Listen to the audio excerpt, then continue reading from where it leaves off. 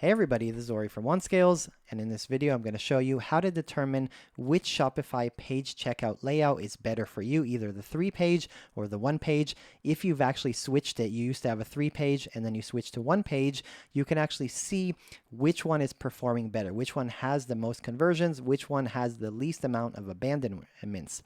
If you're one of these people online, there's a lot of you that have wondered which one is better. Some of you have changed from 3 to 1 and you've seen that your conversions have gone down. Some of you have changed from 3 to 1. You've seen your conversions have gone up. I want to show you in this video how to determine which one is better for you, and then you can actually go and decide how to do it.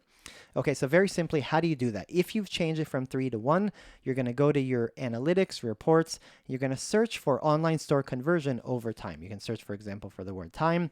Find the online store conversion over time.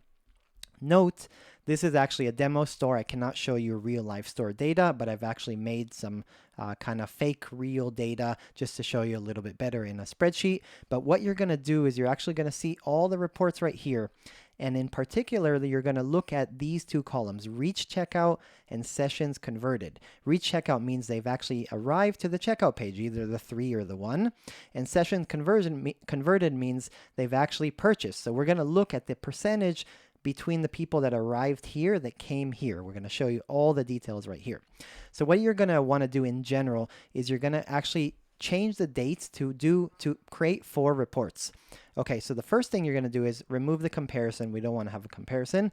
You're going to select the date of when you changed from 3 to 1. So for example, let's say 30 days ago I changed from 3 to 1. I'm actually going to go and I'm going to select the day that I changed, or maybe the day after I changed it until today. So let's say, for example, I changed it on the 2nd. Let's say on the 2nd of November, and today is the 20th of November, and for example, this time. So I'm changing from these. So this is the time from the day I changed or the day after I changed until yesterday. I'm going to pull a report to see how my conversion rates are after. I'm going to click on apply. Typically, I like to have weekly. You can actually change some of these things. I like to have weekly, so you have some kind of average. You don't have some weird days that some days are very high conversion or very low. And I'm going to click on export. Okay, I click on export. So this is one report. The second report, I'm going to take the same amount of days. Let's say, for example, this is 16 days, for example, or 17 days. I'm going to take the 17 days that are prior to me changing it. So for example, let's say I changed it on the 1st. I'm actually going to take, just for example, 17 to 31, or whatever the 17 days are going to be. So I'm going to do something like maybe like that. And I'm going to click on apply. I'm going to click on export. I'm going to save it to my computer. The next thing I'm going to want to do is actually take the same exact dates, for example, the same thing I did in report number 1, but I'm actually going to change it to a year before. So 2022. And also, so 2022 and 2022. So now, in case there's some seasonal thing, for example, Black Friday, maybe this week was Black Friday, I want to take the last Black Friday of a year ago to see if there's any differences. Sometimes there's seasonal things that really affect my reports. Maybe there's a week that people buy like crazy or don't. So that's my third report. The fourth report is I want to take, for example, the last 1 year, including the time that I changed, and then look how things go by a monthly.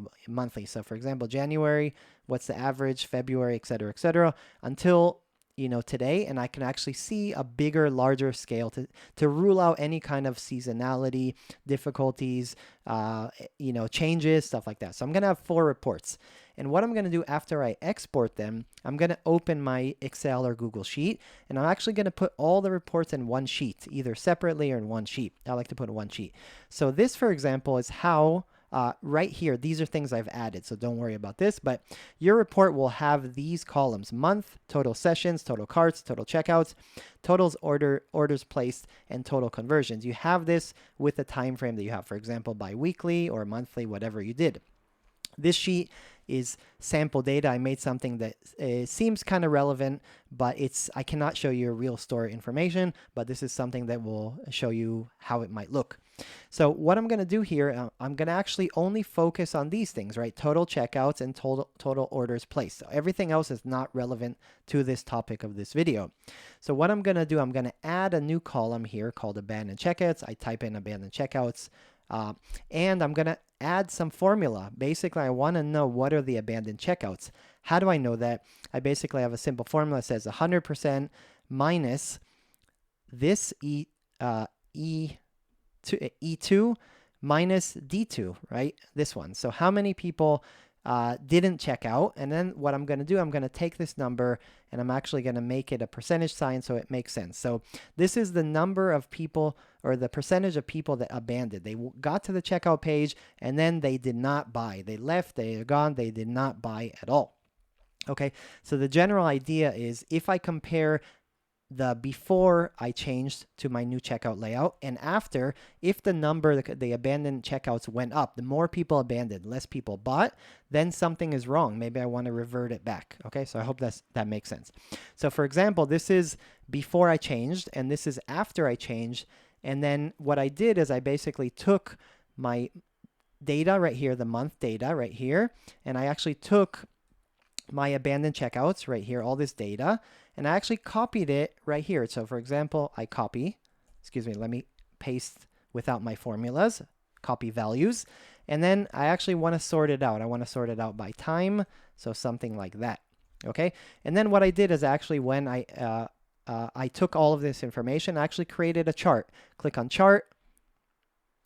Okay, I like to have, for example, line chart. You might want to have a bar chart or something like that. And you can see that over time, the data is actually changing. In this case, it's actually getting worse over time. So for example, let's say I actually changed the checkout right here. And you'll notice that more people abandoned. And from about 20% right here, you have up to about 40% or more. That means that the new checkout is 100%. It's actually 100% worse than before, because 20% abandonment means 2 out of 10 abandoned. Now 4 out of 10 abandoned, which means, oh, this new layout is really sucky. It's been consistently worse over time. You know what? I need to actually revert. That's not good, etc. This is just an example. So your conversions might be better, but it's a good way for you to analyze this information. I hope this makes sense. Every website is a little bit different, sometimes a lot different, and you want to actually check with data which Shopify provides you which one is better. Don't forget to use these reports.